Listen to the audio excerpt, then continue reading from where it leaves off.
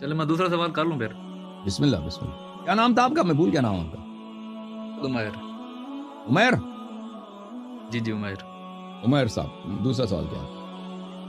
اچھا حسن بھائی، جو ہمارا جو اہل سنت کا عقیدہ ہے نا کہ نبی علیہ السلام صلی اللہ علیہ وسلم اب امی تھے، ان کو پڑھنا لکھنا نہیں آتا تھا، ہمارا یہ عقیدہ ہے اہل سنت کے نزدیک نا. تو اہل تشیع کا کیا عقیدہ ہے اس بارے؟ امی کا مطلب ہے کہ وہ ام القرآن مکہ سے تھے. رسول ہمارا عقیدہ یہ ہے کہ رسول پاک صلی اللہ علیہ وسلم نے کسی کی شاگردی نہیں کی، یعنی کسی بشر کی انہوں نے شاگردی نہیں کیا. ہاں کسی بشر کی انہوں نے شاگردی نہیں کیا، لیکن اللہ تعالیٰ نے ان کو سارے علوم و فنون دیے تھے. وہ اور جاہل کہنا نبی صلی اللہ علیہ وسلم کو ان کو پڑھنا لکھنا نہیں آتا، یہ برے سب بدترین جہالت ہے. یہ سرور کائنات جو پوری انسانیت کے معلم ہیں ان کے شان کے خلاف ہے. رسول اللہ صلی اللہ علیہ وآلہ وسلم کو لکھنا پڑھنا سب زبانیں آتی تھیں، لیکن یہ اللہ کی جانب سے ان کے پاس یہ علم تھا، اللہ کی جانب سے. اگر کسی یونیورسٹی میں پڑھے ہوتے تو لوگ کہتے ہیں کہ بھئی چلیں، انہوں نے جو قرآن جو شریعت لائی ہے ان کی تحقیق ہے، وہاں پہ شاگردی کی کتابیں پڑھی ہیں وہ یہود نصارہ کا اس سے مل ملا کے، لیکن انہوں نے کسی بشر کی شاگردی نہیں کیا. وہ سب عرب نے دیکھا تھا کہ وہ بچپن سے ان کے درمیان رہ رہے تھے، اور انہوں نے کبھی کوئی وہاں پہ اسکول وغیرہ تھا بھی نہیں مکے میں، وہاں پہ کسی کی شاگردی نہیں کیا، لیکن اللہ کی جانب سے ان کو پورا علم تھا. بخاری وغیرہ میں بھی روایات ہیں کہ رسول اللہ صلی اللہ علیہ وسلم پڑھنا جانتے تھے، لکھنا بھی جانتے تھے، لیکن اس کے باوجود وہ امی کہتے ہیں ان کو امی یعنی وہ پڑھنا لکھنا نہیں جانتے تھے. تو ہمارا عقیدہ نہیں ہے، رسول اللہ صلی اللہ علیہ وآلہ وسلم پڑھنا لکھنا جانتے تھے. جی سر. تیسرا سوال میں کر لوں پھر آخری. جی سر جی سر بولیں. اچھا حسن بھائی، تیسرا سوال میرا یہ ہے کہ آپ کی جو کتب ہیں وہ تو ہمارے اہل سنت والے بالکل نہیں مانتے، وہ کہتے ہیں راویوں کا مسئلہ ہے یا کچھ بھی کہہ لیں. جو ہماری کتب ہیں وہ آپ لوگ نہیں مانتے، آپ لوگ کہتے ہیں کہ اس کی راوی پہ جرا ہے فلانا فلانا فلانا، جو اس کا مطلب دونوں طرف سے نا ریئیکشن ہوتا ہے کہ کتب کو بالکل کوئی نہیں مانتا. اب باقی بچتا قرآن میں بھی اگر دیکھا جائے نا، وہاں پہ جو اس کی جو یوں سمجھ ترجمہ کی طرف جائیں یا ٹرانسلیٹ کی طرف جائیں تو وہاں پہ بھی اہل تشیع کا ترجمہ الگ ہوتا ہے، اہل سنت کا مختلف ہوتا ہے. تو اس میں یہ بھی اختلاف ہے. دوسری طرف اگر دیکھا جائے کہ امام مہدی علیہ السلام جو ہے نا وہ ایک کامن پرسنالٹی ہیں دونوں کے نزدیک، اہل سنت اور اہل تشیع کے نزدیک. وہ واپس دنیا میں تشریف لائیں گے تو وہ کن کی کتابوں عمل کریں گے، اہل تشیع کی یا اہل سنت کی؟ تو میرے بھائی پہلی بات ہے کہ قرآن کو دونوں فریقین مانتے ہیں، مشترکات بہت ہیں. نبی کو مانتے ہیں، پیغمبر کو مانتے ہیں، قبلہ کو مانتے ہیں، نماز کو مانتے ہیں، اور ہمارے درمیان جو مشترک احادیث ہیں، اس طرح نہیں کہ ہم بالکل آپ کی کوئی کسی حدیث کو نہیں مانتے، آپ ہماری کسی حدیث کو نہیں مانتے. ہمارے درمیان بہت سارے احادیث ہیں جو مشترک ہیں، جو دونوں مانتے، دونوں یہ تو سب پہ حجت ہے، فریقین پہ حجت ہے. ہاں البتہ جو وہ حدیث جو صرف شیعوں نے نقل کیا آپ نہیں مانیں گے، اور جو حدیث آپ لوگوں نے منفرداً نقل کیا ہمارے اہل بیت علیہ السلام نے اس کی تصدیق نہیں کیا، ہم اس کو نہیں مانتے. تو یہ ہے پہلی بات. یہ ہے. دوسری بات، جب امام مہدی علیہ السلام آئیں گے تو دیکھیں جو اسلام ہمیں پہنچی ہے، اب اس بات کو بہت اچھی طرح سے یاد رکھنی چاہیے، جو ہمارے پاس ہے یعنی رسول پاک صلی اللہ علیہ وسلم جو علم اللہ کی جانب سے لے کے آئے تھے، ان کے جو خطبے تھے صلی اللہ علیہ وسلم، ان کی جو دیکھیں مکے میں وہ 13 سال تھے. اب آپ اپنے کتب میں جا کے دیکھیں کہ ان کی مکی احادیث کتنے، نہایت ہی کم، بہت ہی کم. صحیح. بلکہ مکے میں ان کے حالات زندگی کیا ہے یہ آپ کو سیرت کے کتب میں بہت کم ملیں گے. بالکل ٹھیک ہے نا. ہاں بہت کم. ان کے اب یہ ان کے اقوال، ان کے افعال جو ہیں مکے میں وہ کیا کرتے تھے، اٹھک بیٹھک، یہ ان کا تو ہر عمل اسوہ ہے، اصل ہر عمل اسوہ حسن. ان کے ہر فعل میں اتنی حکمت کے ابواب ہیں کہ ہم اس کو سمجھ بھی نہیں سکتے.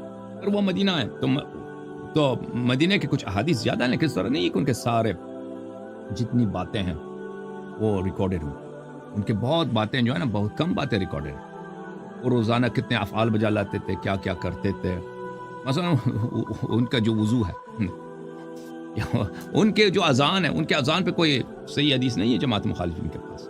ان کی جو وضو ہے، ان کے وضو کے متعلق کوئی اتنے صحیح احادیث. ان کے نماز جو ہے وہ ہاتھ باندھ کے پڑھتے تھے، ہاتھ کھول کے پڑھتے تھے. اب سب جو ہے ہمارے بھائی ہاتھ باندھ کے پڑھتے ہیں، ایک حدیث بھی نہیں ہے کہ وہ ہاتھ باندھ کے پڑھتے ہیں. ٹھیک ہے نا. تو حدیث ہیں وہ اس میں یہی ملتا ہے کہ پیغمبر صلی اللہ علیہ وسلم اس میں ہاتھ باندھنے کا کوئی ذکر نہیں ہے. تو بہرحال ان کے خطبے، ان کے وہ دعائیں کرتے تھے اللہ کے نزدیک، اللہ سے مناجات کرتے تھے، اور ان کے افعال اقوال جو ہمیں پہنچا نا وہ 1000 میں سے ایک پہنچا ہے. آپ کی خدمت میں عرض کروں، ایک آدمی 23 سال نبوت میں کیا وہ دن رات کیا کرتا ہے، کیا بولتا ہے، یہ اگر اس کو ریکارڈ کریں نا تو یہ ایک دنیا کی سب سے بڑی لائبریری بنتی ہے.